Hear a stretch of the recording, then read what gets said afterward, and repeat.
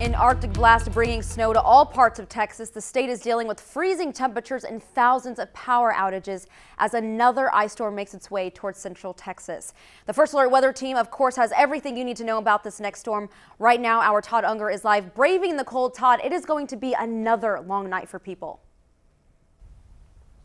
It certainly is, Naya. I mean, when you factor in that really it was last Thursday that we had our first big ice event, we're really on day 5 of this. Now, obviously, the past 48 hours have been significantly colder. When you get to 0, that's something that's pretty much unheard of for a temperature in central Texas. I want to let everyone know there are so many power crews out there trying desperately to get service restored to thousands of central Texas households.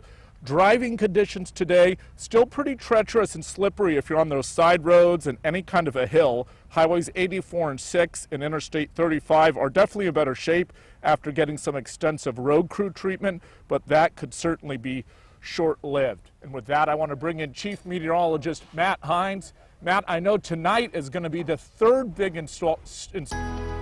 Matt, boy, those 70s sure do look good. Switching gears here now, the local homeless population, as well as the homeless population across a lot of the country, well, they have not only been braving these frigid temperatures and icy conditions, there are also a lot of issues this week and last week with trying to get them access to vaccinations.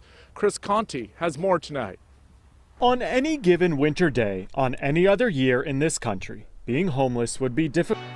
Welcome back to our 6:30 half hour, everyone, on what is a very cold and frigid Tuesday night. Millions are still without power across the entire state. Tens of thousands certainly here in Waco, McLennan County, and Bell County. And the road conditions out there, I want to give you an idea of what they look like right now because we have seen a lot more people on the road this afternoon and into tonight. Some of these side roads, maybe some of the highways, they've been cleared, they've been treated, they are passable. You still need to be very cautious if you're out and about. But right now it's 6:30. I got to tell you, in a few hours, conditions are going to be far worse as temperatures.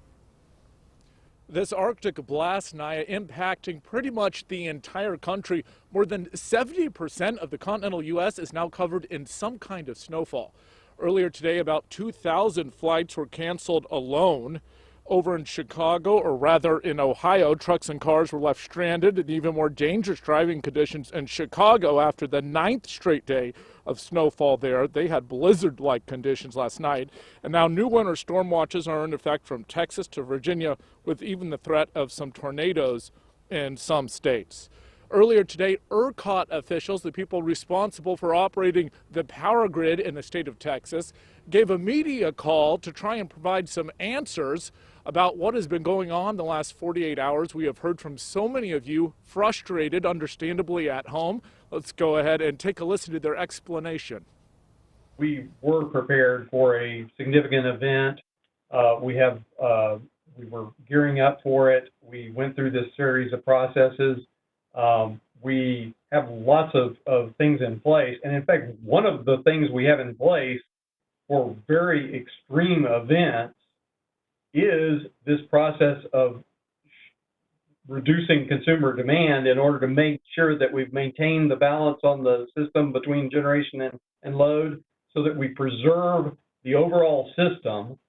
Because if you don't preserve the overall system intact, it's going to take much longer, as Bill mentioned earlier, to start restoring customers. Now, ERCOT says they still have no firm time frame for when power will be restored. Electric companies will have to bring customers back online one section at a time to avoid damaging the overall grid and system and making things worse, as you just heard there.